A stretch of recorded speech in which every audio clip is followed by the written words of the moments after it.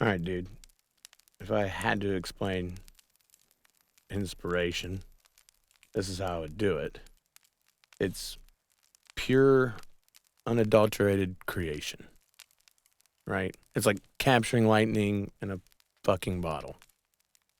You know, you can't contain it. I mean, at least not for long. That feeling, that rush of dopamine like, hits the back of your brain, floods all your neuroreceptors. It's a wash, a true, unfiltered wash before you run it through the bar screens of life and dilute it back to its lesser form, base reality. It's the difference in like hearing a singer hit a certain note right in front of you when you're seeing it live, watching it as it happens. And then, the hair stands up on your neck. Your very essence bearing witness to that intangible thing that your mind can barely contain. The fiber of your being resonates against it. Versus listening to the same thing, same note after it comes out the end of so many sound chains and compressions of normalcy and filters when it comes from the studio and it's put on a CD. It's not the same. I mean, you glimpse enough of it. You know what I mean? So you create some reverb, some delay. You get close. You're almost there. You just add a little something, But are we just taking away from it what it was intentionally, this pure awesome thing? It's just, to me, it's when man tries to purify that impure note that we made to return it as close as possible to what we all first heard. Because we know it can be done, right? We heard it. We've seen it done. We have technology, things to do it. That's when we start to actually make it less than it ever was. Does that make sense? But what if we could recreate it? Make our own little lightning and our own bottle containment units. Then we could sell it. Because everyone wants it. Yet it's this intangible thing. It's a sense, it's the spark, before the hairs rise on your neck. I'm trying to ride that event horizon of high and creativity, of inspiration and passion, of truths and lies, made to preserve that incomprehensible yet seemingly so obtainable thing. It is unbelievably powerful. It's like this hideous beauty that makes you sick because of how bad you want it. It's like being a junkie or something.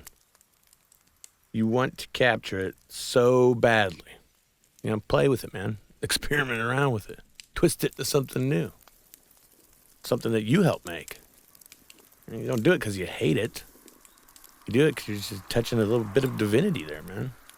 When the thing you thought was so incredible and unique and untouchable, and that's why you felt it so much, that, you start getting into this chain where you can't fathom living without it, that surge, that spark.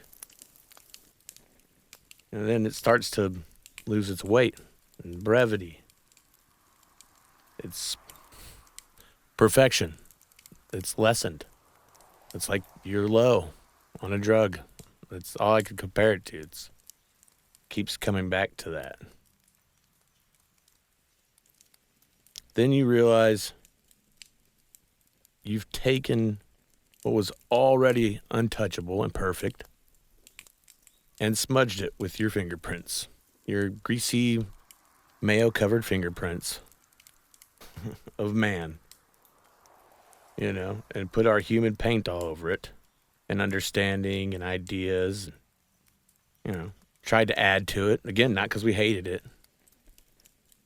but because, you think for a minute there that you're adding something to it. something that's so far beyond you, you could never reach it. You're never going to be talented or good enough or whatever, this piece of inspiration is to you or me or whatever it's about, that you never think you can get there. But then when you have that one brush with it and you're like, oh shit, I was right there, dude. It's just, but by doing it, a lot of the times we end up making it less than what it was.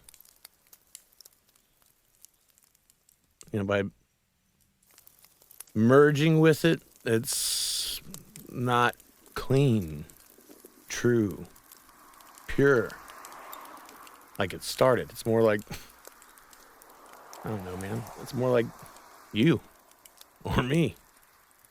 It's not bad. It's not good. Sometimes it's great, and sometimes it leaves you wanting. And then the balance of the whole thing tilts. Then you're coming down and you're mad because you not only are you losing that sensation and that rush, but the things you're chasing, you're turning into trash. And you feel it every time you try to stitch something in there to make it right. It's a struggle for that fleeting glimpse of unadulterated creativity. But if you're like us, you're one of the lucky ones, we get to take solace in the knowledge of knowing I can obtain it again. When it comes back around, I need to be ready. I could ride it way farther next time. I won't use that same limited paint. I'll put gloves on so I don't smudge it with my greasy fingerprints. I'll have adapted. I'll have grown. I could take it much farther. And as a matter of fact, I could bring some of it back and share it with everybody else. I can understand it enough to where they can understand it and see what I'm seeing. That spark.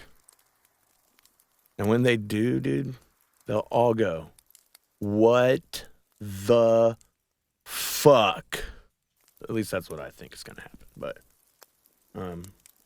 they'll be swept into it too, man. Horribly beautiful and perfectly perfect. And I want it bad.